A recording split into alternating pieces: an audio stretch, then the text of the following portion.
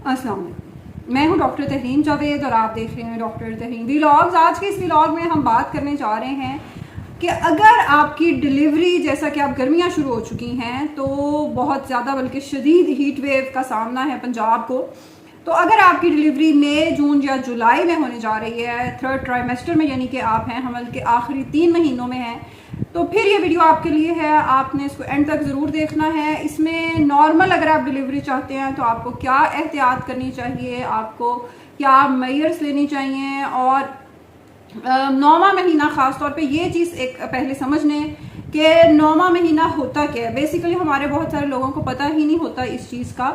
जो आपका आखिरी ये थर्ड ट्राइमेस्टर है, ये 28 से 40 हफ्ते के दरमियान का जो वक्त है हमल का, उसको हम लेबल करते हैं। फर्स्ट ट्राइमेस्टर है, सेकंड ट्राइमेस्टर है। आपने मेरी वीडियो उस पर देखी भी होगी सेकंड ट्राइमेस्टर पे।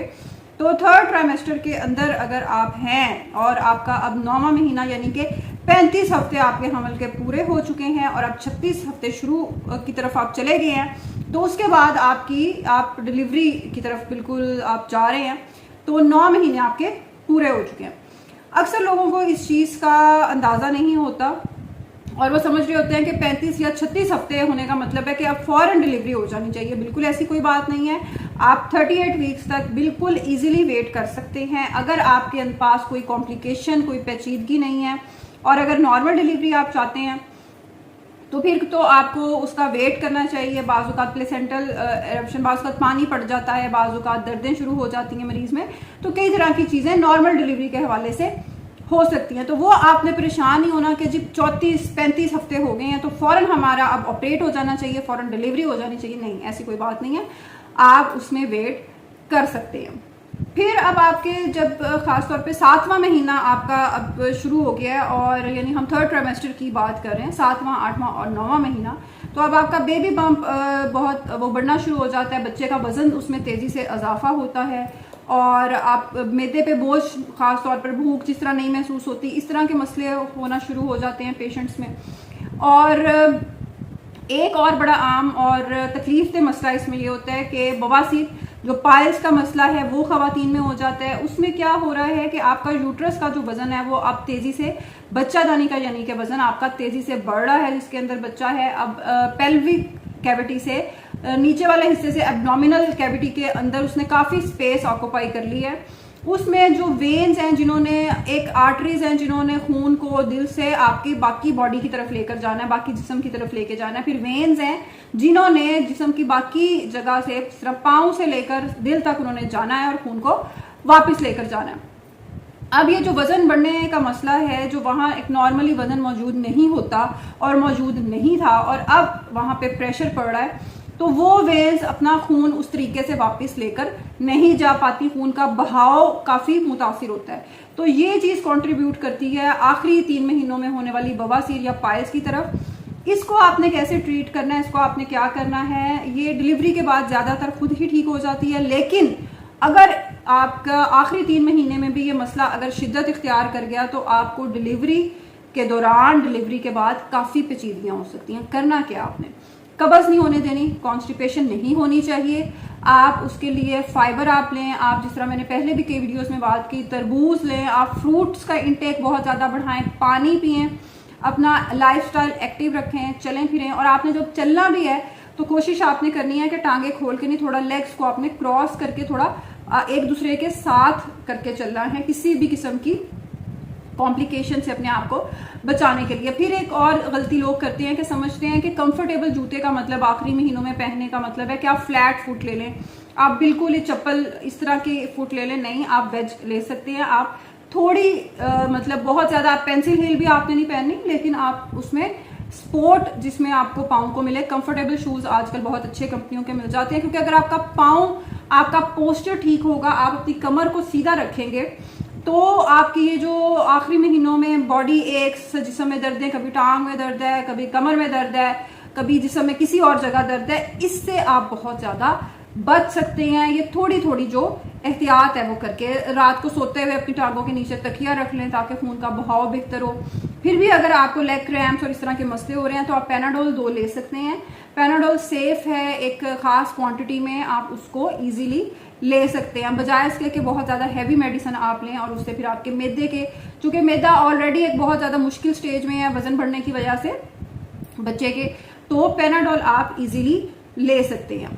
उसके अलावा स्वेलिंग, जिस तरह मैंने आपको कहा कि फ्लैट फुट की ज़रूरत नहीं होती, स्वेलिंग पाँव पे बहुत ज़्यादा बाजुकात हो जाती है, वही ब्लड फ्लो का ही इशू है कि खून आपका उस तरीके से वापस नहीं जा पा रहा, टांगों में ठहर सा जाता है, स्वेलिंग पाँव के लोगों को स्वेल लगते हैं, तो वो चीज़ आपने देखनी है, चलते फिरते रहना है, अपने आप को एक्टिव रखना है। आखिरी 3 महीनों के अंदर एक और बड़ा सामने जो आता है, 7वें महीने के बाद एचबी बहुत तेज़ी से कम होती है, आपकी खून की कमी बहुत डिवेलप हो जाती है, उसको ठीक करें। अगर आपकी 10-11 से कम है एचबी तो उसको फौरी करेक्ट करें।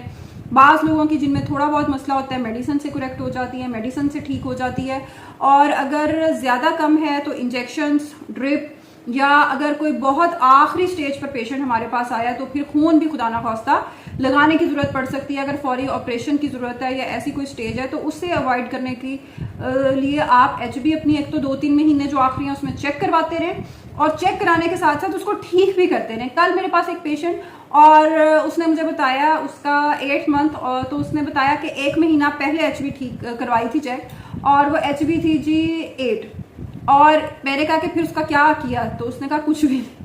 तो एचबी को सिर्फ चेक नहीं करवाना, उसका इलाज भी करना है। डिलीवरी आप देखें, अब आखिरी 3 महीनों के अंदर आपकी डिलीवरी किसी भी वक्त हो सकती है, कोई भी पेचीदगी हो सकती है। एचबी अपनी फौरी ठीक करें, उसको फौरी आप ड्रिप लगवाएं, आयरन लें, जो भी चीज़ कर सकते हैं करें, ताकि आपको आखिर में ब्लड लगवाने और इस तरह की पेचीदगियों से आप बच सकें। क्योंकि अगर आपका ऑपरेशन जिस तरह अगर पहले हो चुका है तो अपने आखिरी 3 महीने में अपना डोनर अरेंज करें जिसने आपको खून देना है।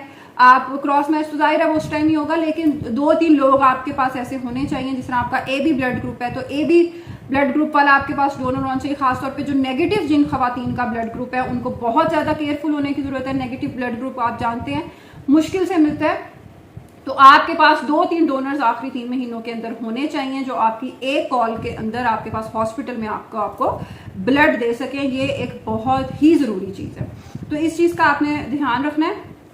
आखिरी 3 महीने में और जो पेचीदगियाँ हो सकती हैं उनमें ब्लड प्रेशर बढ़ सकता है, उनमें शुगर बढ़ सकती है, और बदकिस्मती ये है कि हमारे लोग समझते हैं कि जी अब तो नवा महीना शुरू हो गया, जी आखिरी टाइम आ गया है, तो अब अगर शुगर या ब्लड हो गया है तो कोई मसला नहीं है। नो, ऐसी कोई बात नहीं है। आखिरी हफ्ते में भी अगर आपका blood pressure due to stress या किसी भी वजह से बढ़ना शुरू हो गया है तो उसको बहुत बहुत सीरियस लें। आपके जिगर में सोजिश हो सकती है, आपको सांस के मसले हो सकते हैं, आपके बच्चे को ऑक्सीजन की सप्लाई उसमें ख़राब हो सकती है, तो टेक इट वेरी सीरियसली और उसको बिल्कुल फौरी तौर पर ठीक करें। आपके कोई ब्लड टेस्ट अगर पहले नहीं हुए हुए, कोई पेशाब में जिस तरह ब्लड प्रेशर के मरीजों में चर्बी या प्रोटीन इस तरह की चीज़ आ जाती है तो उसको चेक करवाएं, एचबी को ठीक करें।